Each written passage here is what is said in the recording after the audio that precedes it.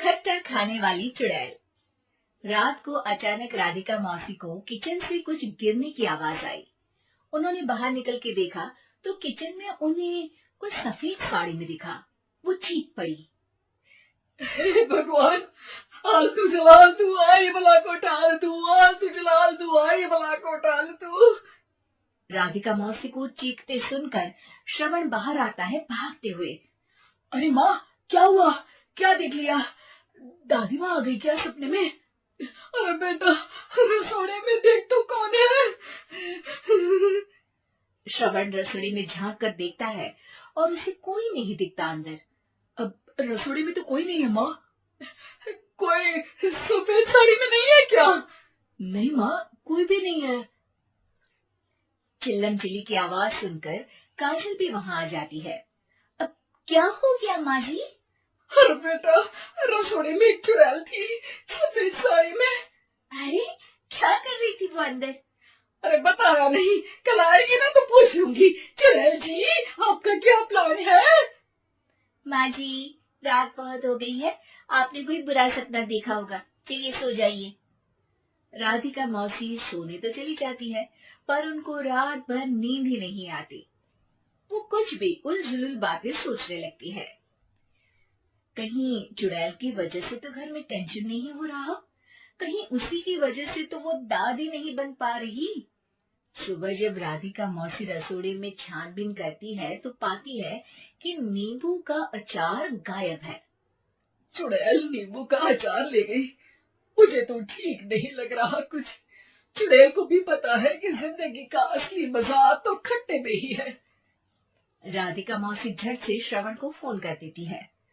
बेटा, मुझे समस्या समझ में आ गई है, हमें एक तांत्रिक की जरूरत है। अरे क्या बोल रही हो माँ, तांत्रिक की क्या जरूरत है? आप पूजा पाठ तो कर ही रही हो ना। आलतू जलालतू मंत्र सारे फालतू जैसे कुछ मंत्र पढ़ो, चली जाएगी अपने आप चुड़ैल। अरे नहीं बेटा, कभी चुड़ैल को कम नहीं समझते। अरे तुझे पता भी नहीं चलेगा कि कभी वो छल करके काजल की जगह घर की बहू खुद बन जाएगी। क्या माँ, कुछ भी बोल रही हो? कहाँ काजल और कहाँ चुड़ैल। वैसे एक बात बताओ, काजल को अगर गाने के लिए बोल देना तो चुड़ैल काजल की आवाज सुनकर घर तो क्या, धरती लोग छोड़कर चली जाएगी। तुम ना पढ़े लिखे बच्चे हर चीज को मजाक समझते हो। तुम रहने दो, मैं खुद ही तांत्रिक को बुला लेती हूँ।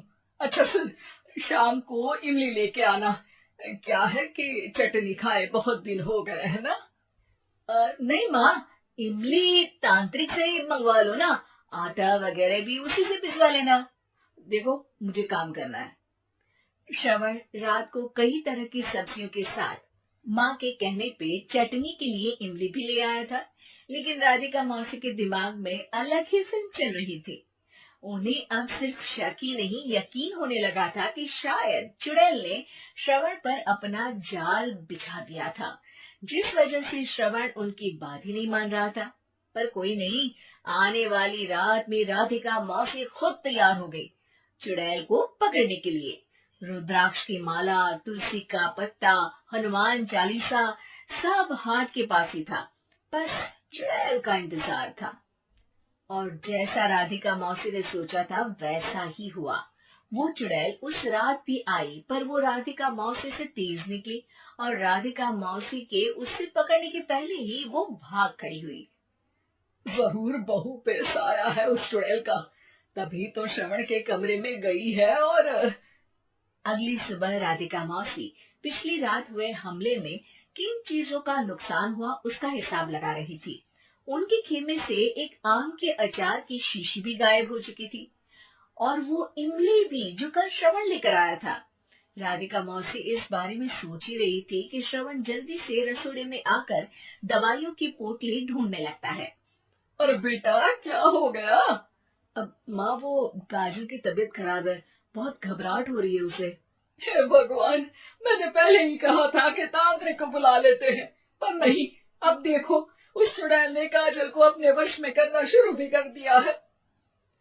हालांकि श्रवण भूतों में विश्वास नहीं करता था, पर अब वो भी डर जाता है और राजी हो जाता है एक तांत्रिक को बुलाने के लिए। कुछ ही घंटों में तांत्रिक आ जाते हैं और राधिका मौसी तांत्रिक जी को सब बता देती हैं। घोर संकट, घनघोर संकट, चुड़ैल को मारू जोर चाकट, ओम भट स्वाहा खटखा के आहा। अरे ये क्या मंत्र है?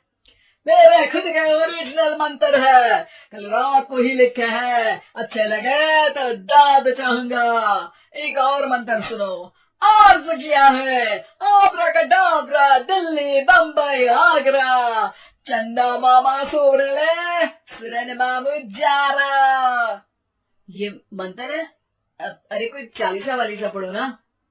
वक्त कम है, 40 नहीं पड़ेंगे, 20-25 में काम चलाना पड़ेगा। अलग निरंजन जाके लंदन, मुफ्त का मंजान घिस मेरे नंदन। अरे जल्दी करो तांत्रिक जी, जल्दी करो। तांत्रिक अपने उल झलूल मंत्र पढ़ने लगता है। श्रवण को तांत्रिक पे शक होता है।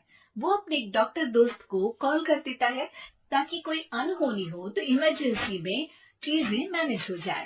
तांत्रिक धुनी रमाता है जिसकी वजह से कमरे में काफी धुआं हो जाता है और जिसकी वजह से बहू की घबराहट बढ़ जाती है। अब भागेगी चुड़ैल। हाँ।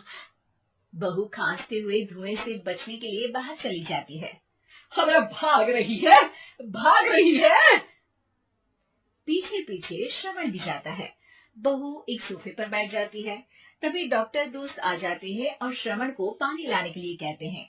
थोड़े चेकअप के बाद डॉक्टर कहते हैं, मेरे हिसाब से जाप का काम पूरा हो गया है। क्या मतलब? अरे कुछ भी नहीं माँ, कोई चुड़ैल नहीं है, खुशखबरी है, अब दादी बनने वाली है। मगर वो सब अचार के डब्बे। श्रवण दोनों अचार के डब्बे अपनी माँ को दिखाता है जो कि उनके बिस्तर के नीचे छुपे हुए थे। आपने सही बोला था माँ, वो चुड़ैल काजल ही थी जो खट्टा खा रही थी। हमें कल ही पता चला, पर हमने आपको ये तांत्रिक वाला काम करने दिया ताकि आपको भरोसा हो जाए कि भूत वगैरह कुछ होता ही नहीं। अच्छा अच्छा, ये तो बड़ी खुशी की बात है, पर बेटा मुझे एक झाड़ू तो ला दे। क्यों माँ? ये तांत्रिक का भूत उतारती हूँ मैं। अब तांत्रिक राधा मौसी के डर से घर से भाग निकलता है और राधा मौसी उसके पीछे भागती है। अरे संकट ये घनघोर है, तांत्रिक मुआ चोर है।